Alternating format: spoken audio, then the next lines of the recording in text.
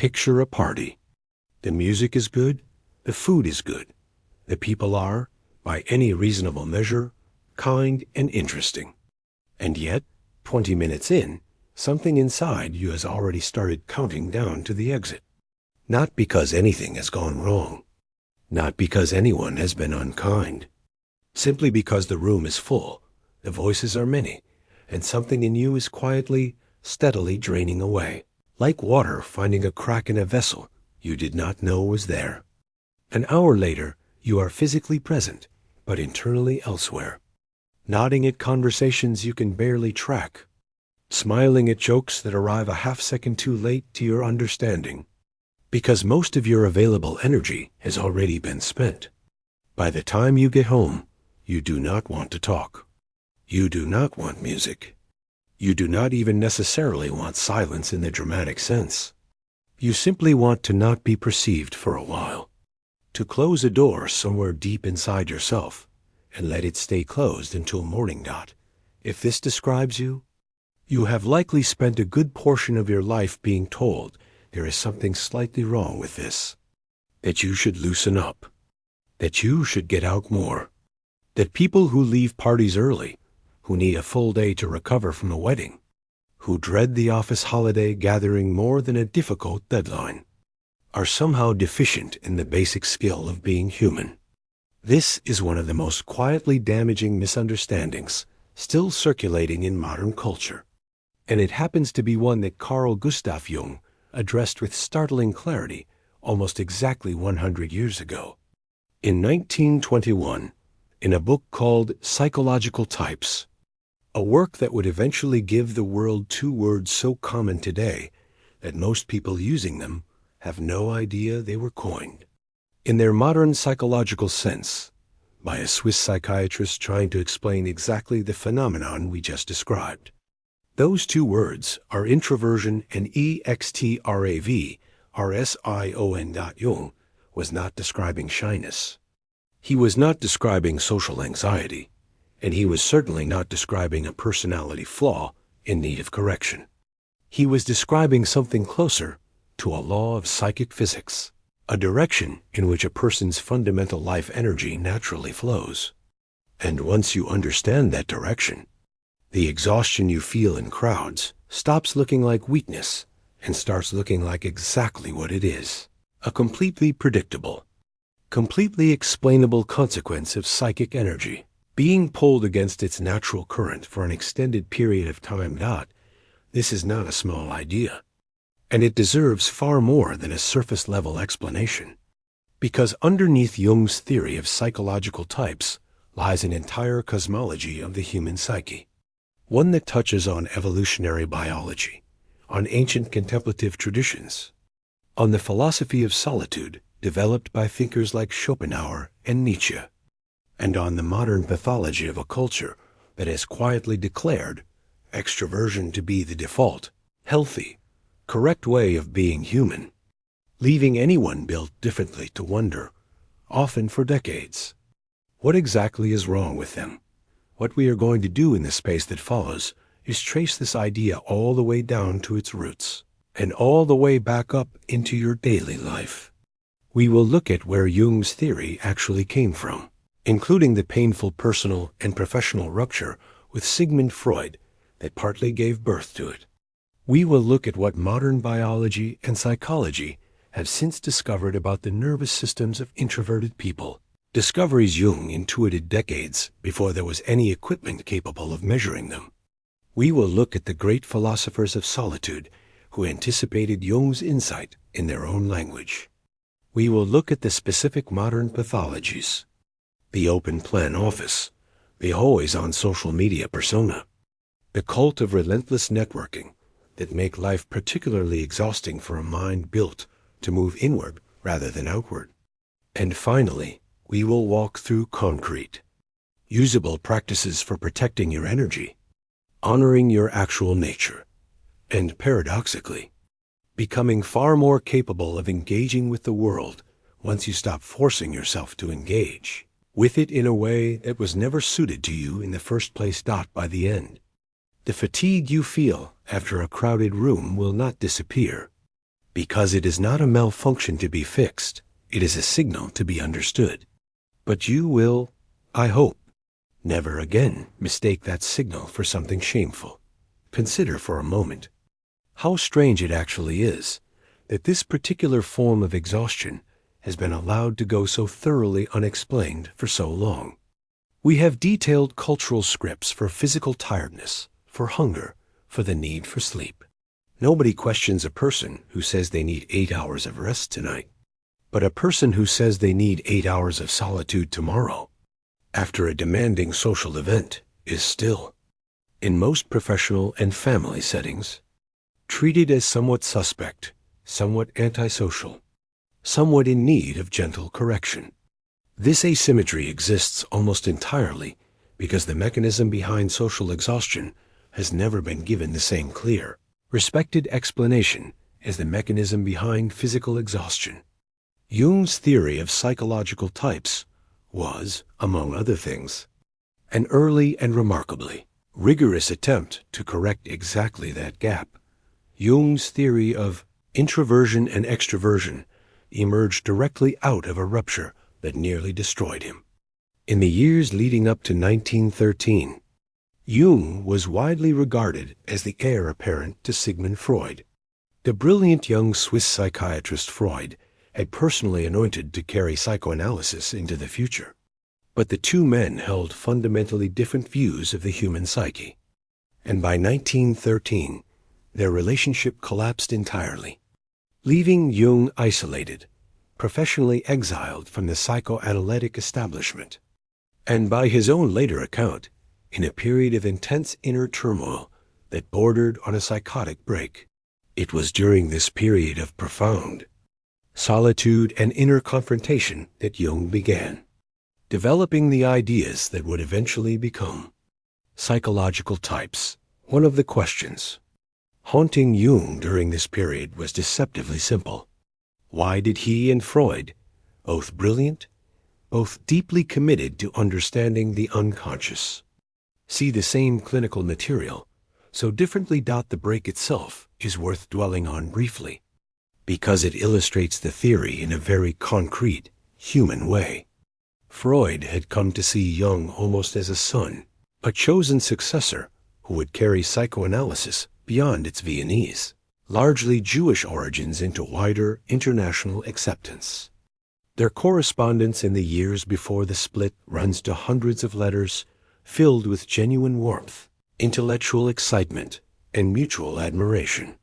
But as their theoretical differences sharpened, particularly over Freud's insistence on the primacy of sexual drives in explaining psychological phenomena, the relationship deteriorated with startling speed and startling personal pain on both sides.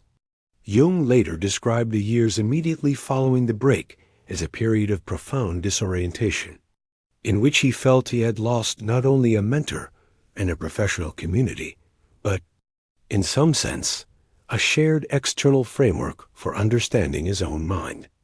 It was precisely this forced withdrawal from the external professional world, this involuntary immersion in solitude, that pushed Jung into the extended process of self-observation and inner confrontation that produced both his theory of psychological types and, more broadly, the entire architecture of analytical psychology. There is a certain irony worth noting here, that a theory partly built around honoring the introverted need for withdrawal was itself born out of an experience of painful, involuntary withdrawal from the extraverted world of professional collaboration. Freud's attention naturally moved outward, toward the object, toward other people, and external reality. Adler, another contemporary, tended to interpret the same phenomena in terms of the individual's internal will to power and self-assertion. Jung came to realize that this was not simply a disagreement about theory. It was a disagreement rooted in the fundamental orientation of each thinker's own psyche. Adler's attention, and to some degree Jung's own, moved inward, toward the subject, toward the internal meaning and internal experience of events. Jung named these two fundamental orientations extraversion, the natural flow of psychic energy or libido, outward toward the external world, and introversion, the natural flow of that same energy inward toward the internal world of thought, reflection, and subjective meaning. It is worth pausing on Jung's use of the word libido here, because it is frequently misunderstood. Unlike Freud, who used libido almost exclusively to mean sexual energy, Jung used the term far more broadly to mean general psychic energy, the basic life force animating all mental activity, of which sexuality is only one possible channel among many. When Jung says libido flows inward or outward, he is describing something closer to where a person's attention, interest, and vital energy naturally gravitate, not a narrow biological drive. For the extroverted type, the object, meaning the external world of people, events, and things, is where meaning and energy are found.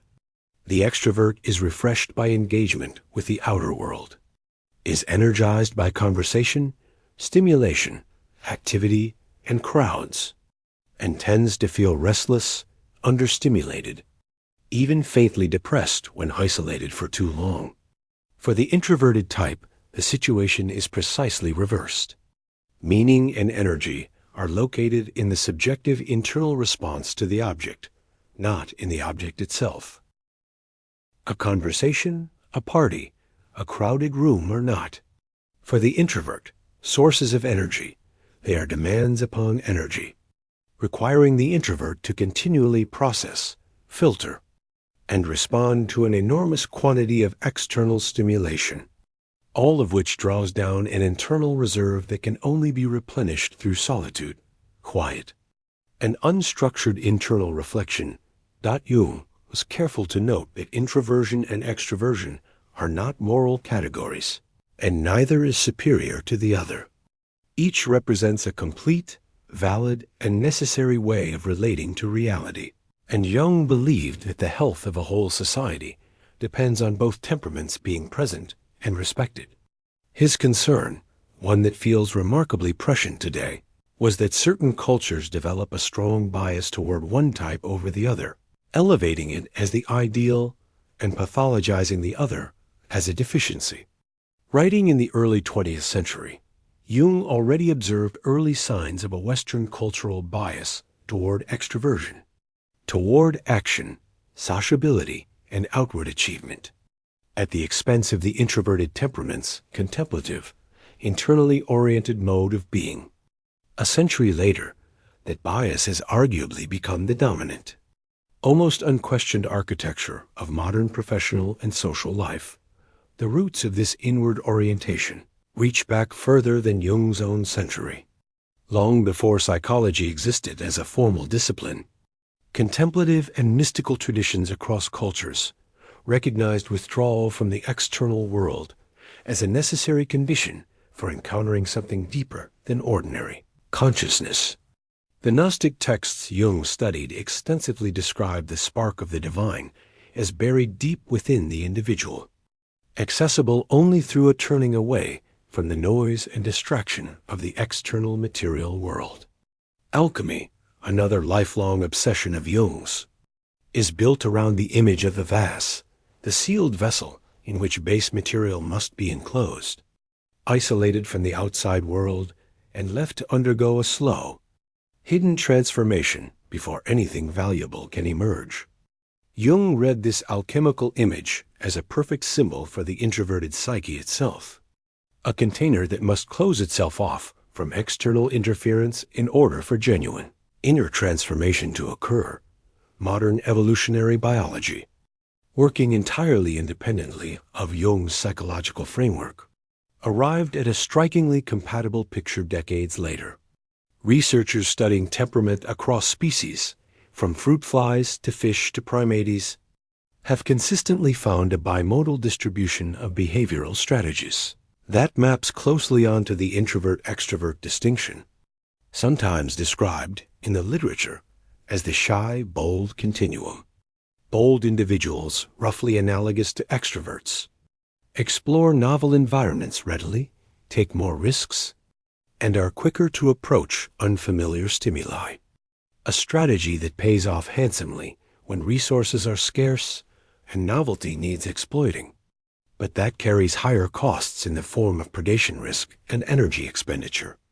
Shy individuals, roughly analogous to introverts, are more cautious, more sensitive to environmental detail, slower to approach the unfamiliar, and more likely to thrive through careful observation rather than bold action. A strategy that carries lower risk but requires a nervous system tuned to pick up much finer-grained information from the environment. Evolutionary biologists now generally agree that neither strategy is objectively superior.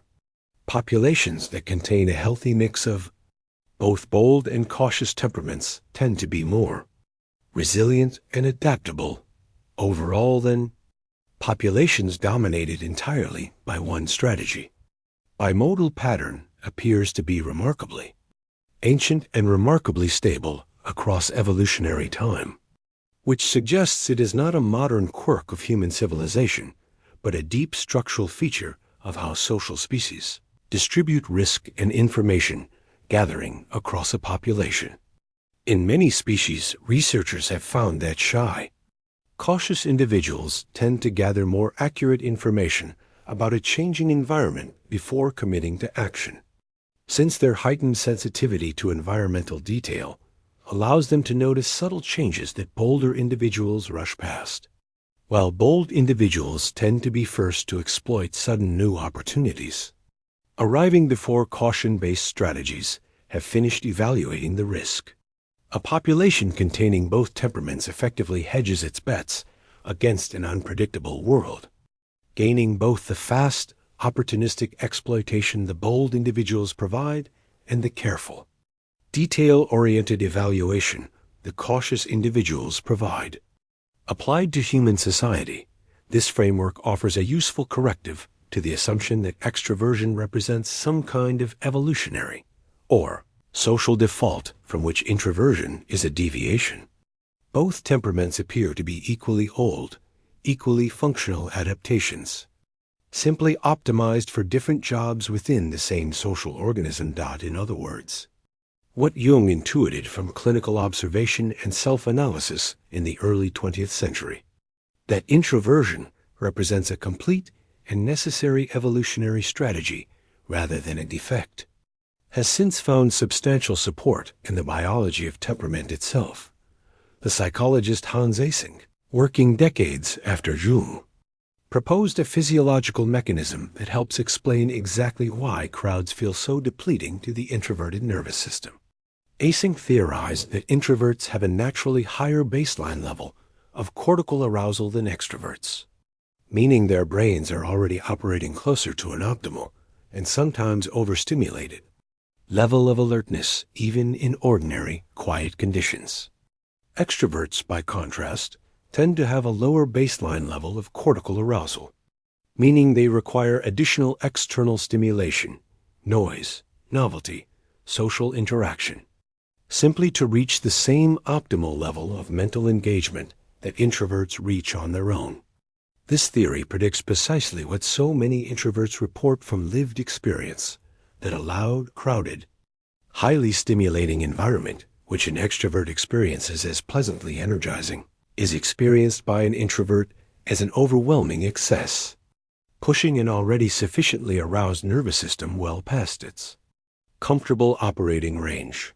Eysenck's original theory also offers a clean explanation for a pattern many introverts recognize instantly but rarely see articulated.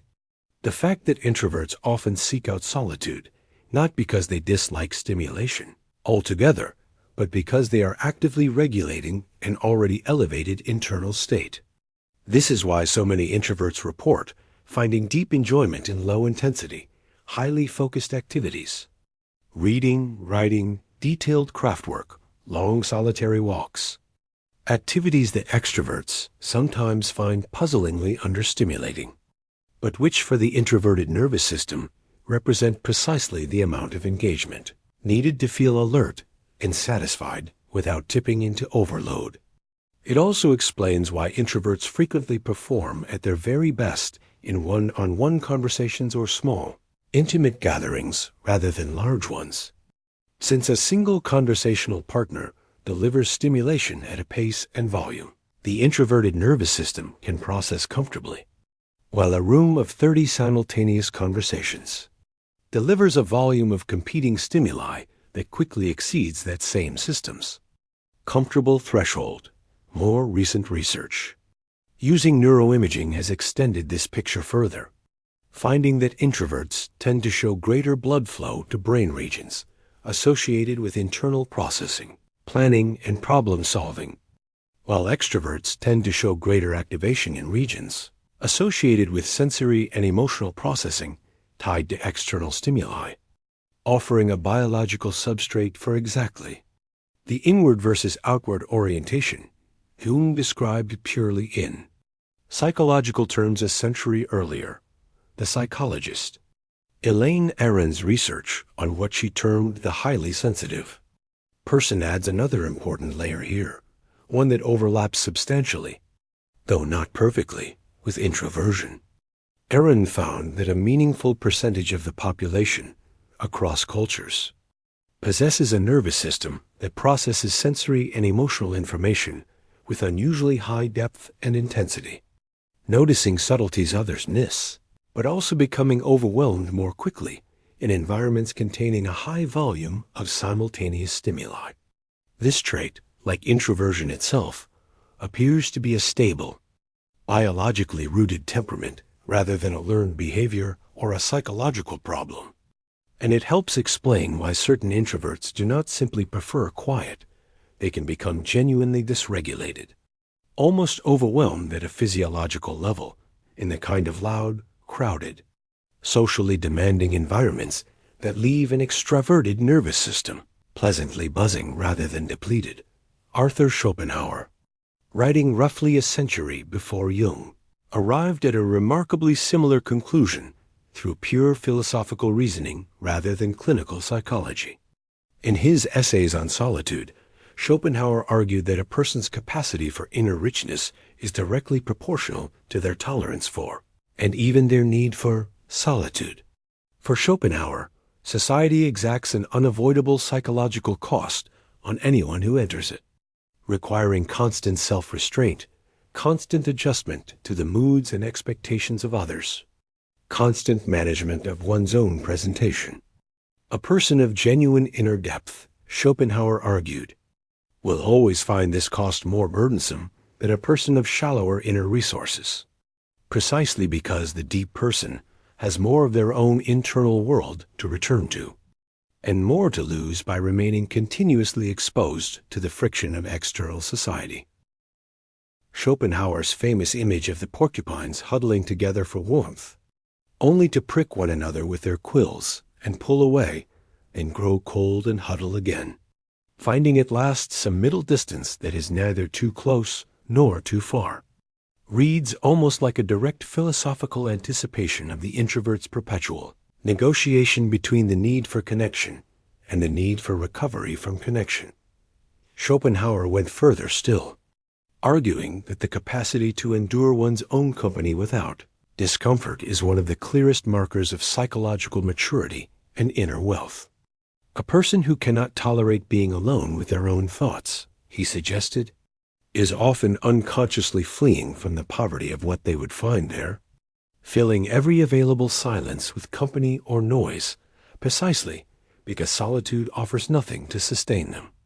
The introverted temperament, by contrast, often experiences solitude not as an empty absence, but as a positively rich, densely populated internal landscape, filled with memory, reflection, imagination, and unfinished thought, more than sufficient company for extended periods without external input. This reframes the introvert's preference for solitude, not as an antisocial deficiency, but, in Schopenhauer's own terms, as evidence of a kind of internal abundance that the merely restless extroverted mind, always searching outward for its next source of stimulation, does not always possess to the same degree. Friedrich Nietzsche, whom Jung read closely and referenced throughout his career, expressed a closely related sentiment from inside his own famously reclusive temperament. Nietzsche insisted that anyone engaged in serious thought needs solitude the way the body needs food, not as an indulgence, but as a basic condition of functioning. He observed that the marketplace, his term for the noisy crowd of public opinion, actively corrodes the capacity for original thought, and that genuine creative and philosophical work requires periods of withdrawal, substantial enough to let one's own internal voice become audible again beneath the residue of everyone else's. Opinions.sor E.N. Kierkegaard, approaching the question from an existential and religious angle, made an even sharper claim, one that Jung would likely have appreciated given his own suspicion of mass psychology. Kierkegaard argued that the crowd, as such, is untruth, meaning that whenever an individual dissolves their own private judgment into the anonymous consensus of the collective, something essential about truth and about selfhood is lost. Kierkegaard was not making an empirical claim about crowds being factually wrong. He was making a claim about the psychological and spiritual cost of surrendering one's individual center of judgment to the diffuse, unaccountable authority of the group. For an introverted temperament, already oriented toward internal, subjective meaning-making, being immersed for extended periods in a crowd can feel like precisely this: a low-grade but continuous erosion of one's own center, a pressure to think, feel, and react according to the group's rhythm, rather than one's own. Jung's own writings on what he called mass man and the psychology of crowds extend this concern into explicitly clinical territory. Jung observed that individuals in a crowd tend to regress toward a more primitive, less differentiated mode of psychological functioning, a phenomenon he associated with what anthropologists call participation mystique, a state in which the boundary between self and other becomes porous, and the individual's own carefully developed psychological structure temporarily dissolves into the collective. For an extraverted temperament, this dissolution can feel exhilarating, a pleasurable loss of self-consciousness in the energy of the group. For an introverted temperament, whose entire psychological stability depends on maintaining a clear, well-defended boundary between inner and outer, this same dissolution can feel genuinely threatening, requiring a continuous, exhausting effort to hold one's own psychological center intact against the pull of the crowd. This, more than any simple dislike of noise or people, is arguably the deepest reason a party or a large gathering can leave an introvert feeling not merely tired but strangely diminished, as though some portion of themselves had to be defended all evening and is only now, in solitude, able to fully return. Jung's broader concern about mass psychology, developed most fully in his later writings during and after the rise of European totalitarianism, adds a darker dimension to this same insight. Jung argued that the individual conscience, the capacity for independent moral and psychological judgment, becomes measurably weaker the larger and more emotionally charged the group becomes, a phenomenon he considered one of the great dangers of modern mass society. While a dinner party is obviously not a totalitarian rally, Jung's underlying observation about the psychological mechanics of crowds applies at every scale. The individual's differentiated, carefully constructed sense of self is always under some degree of pressure to dissolve into the collective mood of whatever group they are currently part of. For a temperament whose entire psychological equilibrium depends on maintaining a strong, well-articulated inner boundary, this pressure, even in its mildest, most benign social form, registers as real work.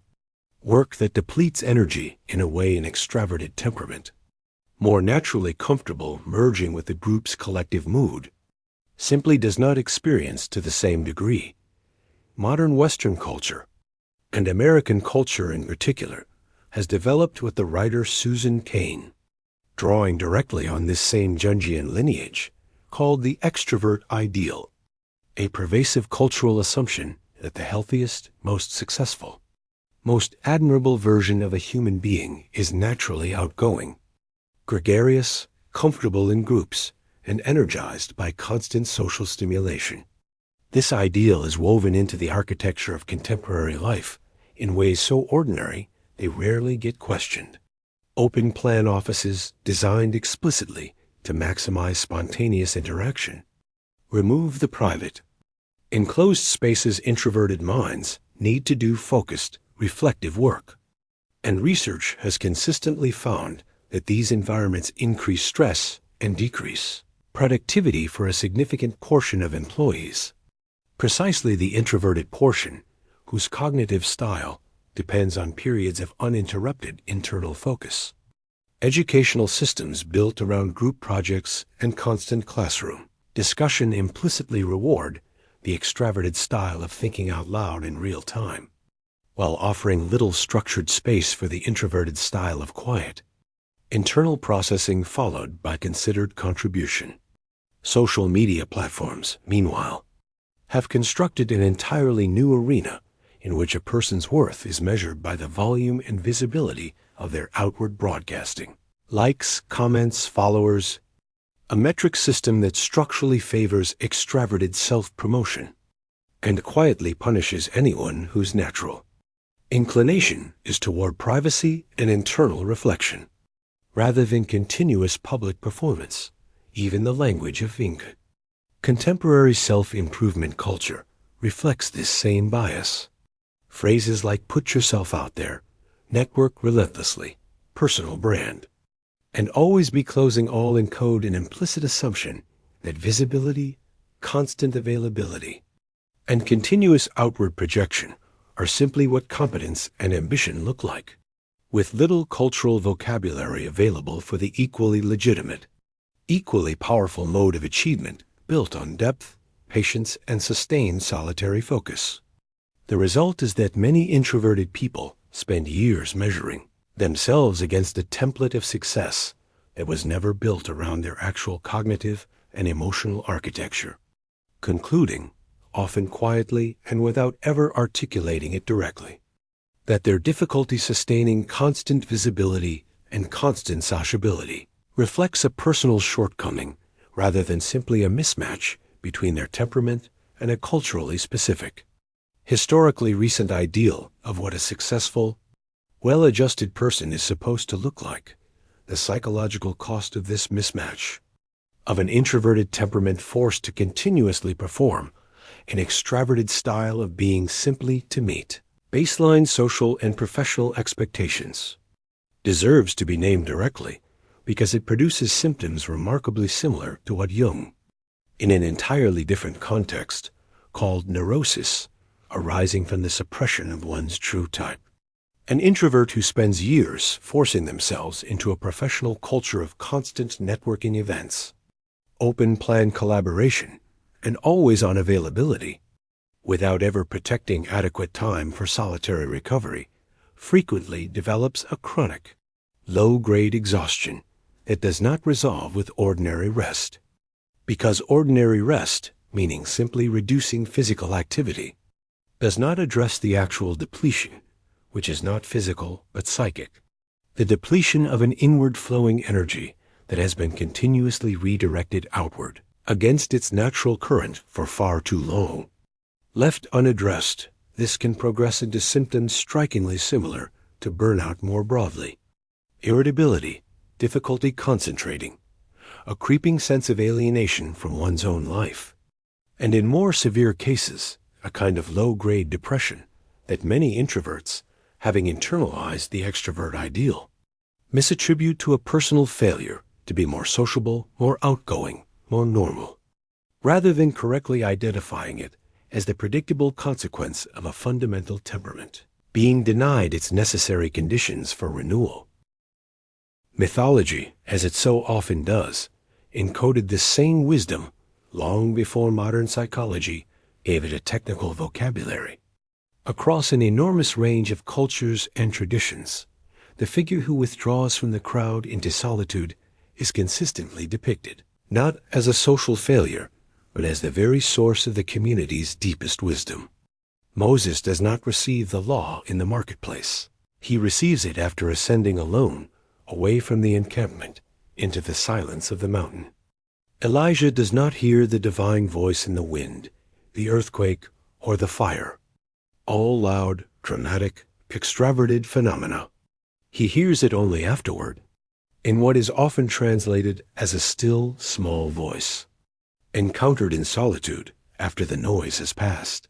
The Buddha's awakening does not occur in the company of his former companions or in the busy court of his father's palace. It occurs beneath a single tree after he has walked entirely away from both the crowd of ascetics and the crowd of palace life. Even in later Christian monastic tradition, the Desert Fathers deliberately withdrew from cities and villages, understanding solitude not as an escape from responsibility, but as the necessary condition for the kind of inner clarity that could not be reached amid the noise of continuous social contact. Jung, who studied comparative religion and mythology as seriously as he studied clinical psychology, read this recurring pattern as strong cross-cultural evidence that humanity has always intuitively recognized, what modern neuroscience has only recently confirmed, that certain forms of insight, certain depths of psychological integration, are simply inaccessible to a mind that never withdraws from the continuous stimulation of the crowd. The hermit and the desert sage were never depicted in these traditions as failed or defective members of their societies.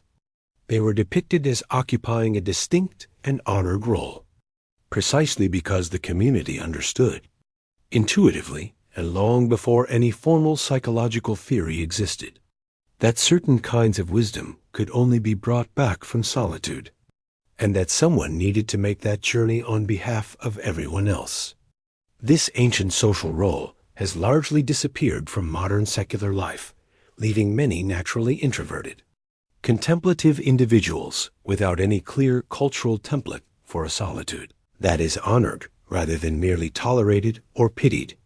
Part of what makes Jung's rediscovery of this pattern so valuable is that it offers a way of reclaiming that older, more dignified understanding of withdrawal, not as an absence of social contribution, but as a different, equally necessary form of it. The Faust legend, which Jung analyzed extensively in his work on alchemy, offers a cautionary counterpoint to this same theme. Faust, restless and dissatisfied despite his vast learning, seeks fulfillment through an ever more frantic engagement with the external world. More experience, more sensation, more worldly power, brokered through his infamous bargain. Read through Jung's framework. Faust's tragedy can be understood partly as the tragedy of a fundamentally introverted, reflective nature attempting to solve an inner emptiness through purely extraverted means, through action and experience piled upon action and experience, rather than through the inward turn that his own restless intellect actually required. The bargain costs him precisely the inner substance, the soul, that no quantity of external stimulation could ever have supplied in the first place. A contemporary case study makes this same pattern easy to recognize in ordinary, non-mythological terms. Consider a naturally introverted professional who, over the course of a decade, adapts almost entirely to an extraverted corporate culture, attending every networking event, volunteering for every group presentation, filling every open calendar slot with meetings and social obligations, because this is what career advancement in that particular environment appears to require. For a period, this may even appear to work. The person may even become quite skilled at performing extraversion. But because none of this activity is being replenished by adequate solitary recovery time, the psychic energy account, to use Jung's own economic metaphor for libido, runs into a chronic deficit. Eventually, often after several years, this person experiences a collapse that looks, on the surface, like ordinary burnout, but that a Jungian analysis would identify more precisely as a crisis of unintegrated type. The prolonged suppression of an introverted core beneath a performed extroverted persona, until the persona can no longer be sustained and the whole structure gives way. This is one of the most common presentations Jungian-oriented therapists report encountering in high-achieving professionals today. Individuals who spent years being rewarded, professionally and socially, for behavior that was slowly and invisibly depleting the actual foundation of their psychological health. So what does Jung actually recommend? Not importantly, a retreat into permanent isolation, and not a rejection of the extraverted world altogether. Jung's entire theory of individuation depends on the idea that psychological health comes not from choosing one type and rejecting the other, but from consciously integrating both, developing what he called the auxiliary function, some capacity for extraverted engagement, even in a fundamentally introverted person, while never losing sight of, or shame about, the introverted core that remains one's natural home base. The first and most practically important step is simply naming and legitimizing the need itself. If you are an introvert, the exhaustion you feel after extended social exposure is not a character flaw requiring correction. It is a completely normal, biologically and psychologically grounded response that deserves the same basic respect you would give to any other physical need: hunger, thirst, or sleep. The first act of integration is often nothing more dramatic than internally granting yourself permission to leave a gathering early, to decline an invitation without an elaborate justification, or to schedule recovery time after a demanding social obligation, without treating any of this as an apology for a deficiency. A useful concrete exercise here is what might be called an energy audit. For 1 or 2 weeks, simply track, without judgment, how you feel before and after various kinds of social exposure, noting which specific situations leave you feeling calmly satisfied and which leave you feeling depleted, and roughly how long each type of exposure can be sustained before that shift occurs. Most introverts, once they do this deliberately rather than relying on vague impressions, discover a surprisingly consistent and specific pattern. Perhaps 90 minutes is comfortable at a small gathering of close friends, while 30 minutes at a large work function already produces noticeable strain. This kind of concrete self-knowledge is enormously useful because it converts a vague, often guilt-tinged sense of "I just cannot handle this" into a precise, actionable piece of information you can use to structure your commitments with far greater confidence and far less apology. The second step, one Jung modeled quite literally in his own life, is the deliberate construction of solitary space, both physical and temporal. In 1923, Jung began building a stone retreat at Bollingen, on the shore of Lake Zurich, a structure he expanded over decades, into which he would retreat, often alone for extended periods, precisely because he recognized that his own creative and analytical capacities depended on regular, substantial withdrawal from the demands of his professional and social life in Zurich. You do not need a stone tower to apply this same principle. It can mean protecting a specific block of time each day with no scheduled interaction. It can mean deliberately structuring your calendar so that social or highly stimulating obligations are followed by adequate recovery time rather than being stacked back to back. It can mean recognizing and defending the specific physical spaces in your life: a room, a corner, even a regular solitary walk, that function as your own personal Bollingen. It is worth noting that Jung did not build his tower at Bollingen only after he had achieved professional stability. He began construction while still actively engaged in demanding clinical and professional work, precisely because he recognized that the capacity for sustained public engagement depended on protecting an equally sustained private counterbalance. This is an important corrective to the common assumption that solitude is a luxury to be earned only after all other obligations have been met. For Jung, and for many introverted people since, The relationship actually runs the other way. The quality and sustainability of one's engagement with the external world depends directly on how well the internal, solitary side of the ledger is being maintained, which means protecting solitude is not an indulgence to be justified after everything else is finished, but a foundational condition that needs to be secured first if the rest of one's obligations are to be met without collapsing into the kind of chronic depletion described earlier. The third practice is active imagination, one of Jung's most distinctive clinical tools, and one particularly well suited to the introverted temperament's natural orientation toward internal reflection.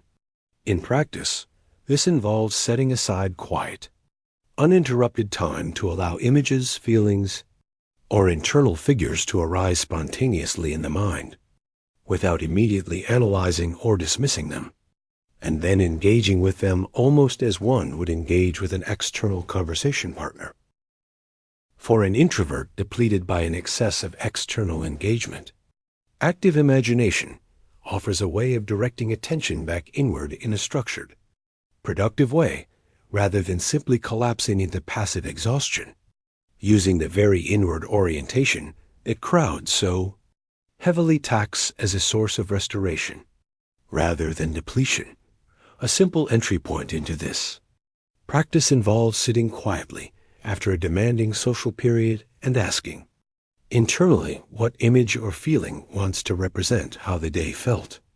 Sometimes this produces something concrete, a closed door, a depleted battery, a crowded room seen from above. Whatever arises, the practice is to stay with that image rather than immediately explaining it away, allowing it to develop, change, or speak in whatever loose, unforced way it wants to. Jung considered this kind of unforced inner dialogue one of the most direct available routes to psychological integration, precisely because it requires no external audience, no performance, and no social energy at all, making it uniquely well suited to exactly the kind of restoration an overextended introverted psyche most needs. The fourth practice involves conscious energy budgeting, treating your social and psychic energy the way a careful person treats a finite financial budget. This means learning, often through direct experience and honest self-observation, roughly how much social exposure you can sustain before the return on that exposure turns negative, and then deliberately planning your commitments around that threshold rather than around externally imposed expectations.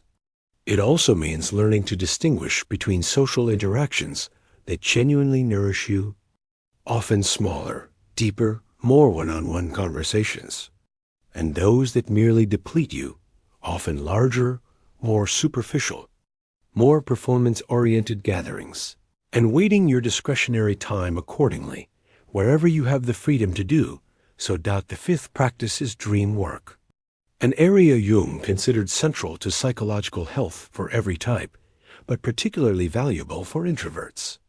Since dreams represent one of the few arenas of inner life that operate entirely without external social demand, keeping a dream journal and paying attention to recurring symbols or themes, particularly ones involving crowds, isolation, boundaries, or thresholds, can offer direct insight into how your own unconscious is processing the tension between your need for connection and your need for solitude, often revealing imbalances well before they become consciously obvious in your waking life.